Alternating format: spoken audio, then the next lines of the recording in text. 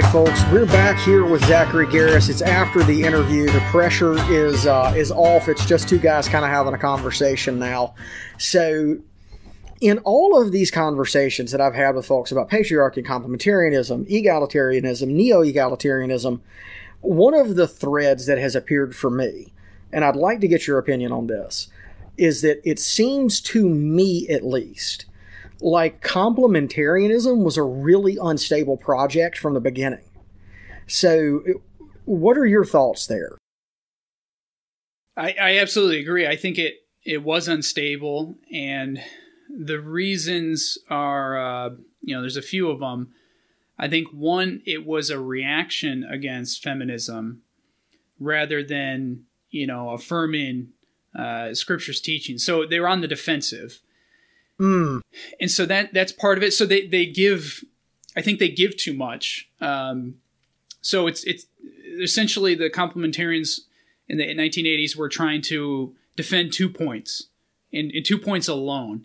And that was, that men should lead in the home and that pastors should be men. So, and those are good. I think those are clear things in the Bible, and we should all affirm those. Right. But they didn't go much beyond that. And so they're uncomfortable with the word hierarchy and just really the concept, in my opinion. And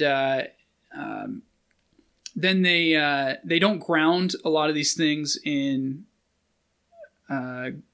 nature and God's design of men and women. And so I get into some of this in, I've got a chapter in there, Complementarians Compromise, chapter 3. And there was even this, the Thomist versus the Scotist tradition. You had kind of these different ways of thinking of these things in the medieval period.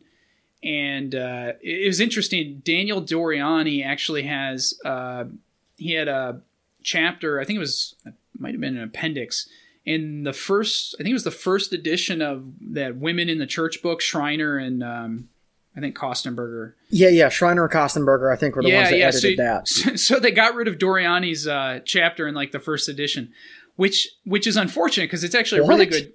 Yeah, it's actually a really good chapter, and I think partly because know that.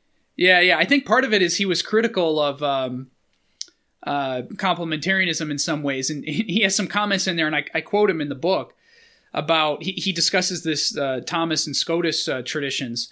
And basically the Scotist position was that, divine command theory, like God gives these commands and that's it. There's no reason why per se, or at least we don't need to get into them. And that's how a lot of complementarians function.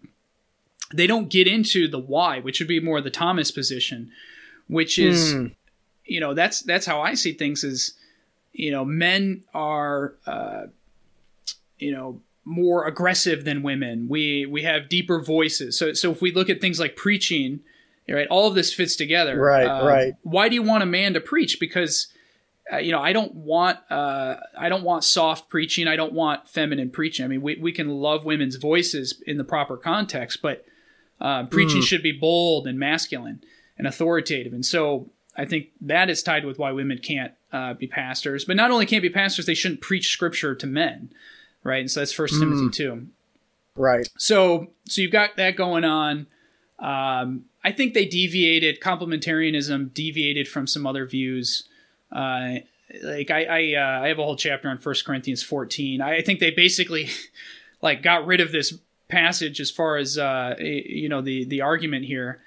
They say it just prohibits women from interpreting prophecy. So. Or weighing prophecy, I should say, evaluating prophecy. And that's Carson's view in Recovering Biblical Manhood and Womanhood. And that's I call that complementarian canon. Like, no one deviates from that anymore, ever. Right. And so that's something that frustrates me with complementarianism. But I affirm what I think is a more traditional position. And, I argue that I think it's chapter 9 or something in the book. It's funny that you mentioned the physical difference between men and women, that men and women are, men are more aggressive than women. Years ago, I was involved in combat sports, martial arts, combatives, that sort of thing.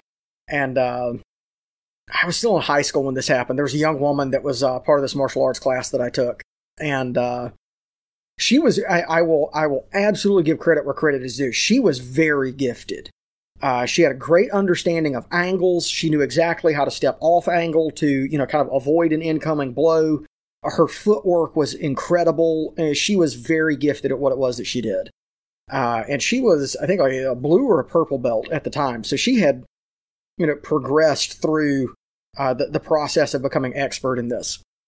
And we always sparred every Thursday night. This was the 90s, so we sparred full contact with no headgear. Because who cares if you get a concussion?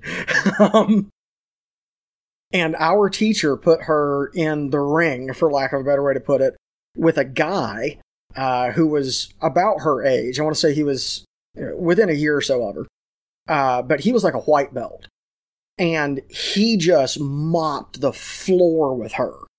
Because everybody else had always kind of like, okay, I'm fighting a girl. And so, I'm not going to just smash her. But this guy had, like he didn't hold anything back. And she didn't come back. And like I said, I went to high school with this girl. And eventually I saw her at lunch one day and just asked her, like, hey, we haven't seen you at, this karate class for a while. Like, what's going on? We really miss you. And she was like, after that night, I understand now why they call it being manhandled. And because that's exactly what happened. I mean, she just got wrecked. And so there are these real, very profound physical differences, personality differences, right down to biological differences, the difference in hip structure, the difference in bone density. All of those things come into play. And I don't understand why it seems like our complementarian friends aren't willing to get into those things. And aren't willing to address the things that are there by nature. Yeah, and really, the funny thing is this stuff, in one sense is not even controversial because there's lots of literature, affirming this. I mean, obviously you can just look at, men and women and know the differences. So I don't understand why we wouldn't use, things that are clearly on our side, these sorts of arguments. But, this has become a problem even in the military, right? I mean, this is crazy. But the recent thing, it's not just women in combat anymore, but now pregnant women. And, right. I mean, where does this stuff stop? I don't know. I mean, but I don't want to find out what's at the bottom of this cliff. Exactly. Yeah. Where is this ship going? I don't know. Right. Well, thanks again, Zach. I appreciate you coming on the show, brother. It was a lot of fun. All right. Yeah, enjoyed it.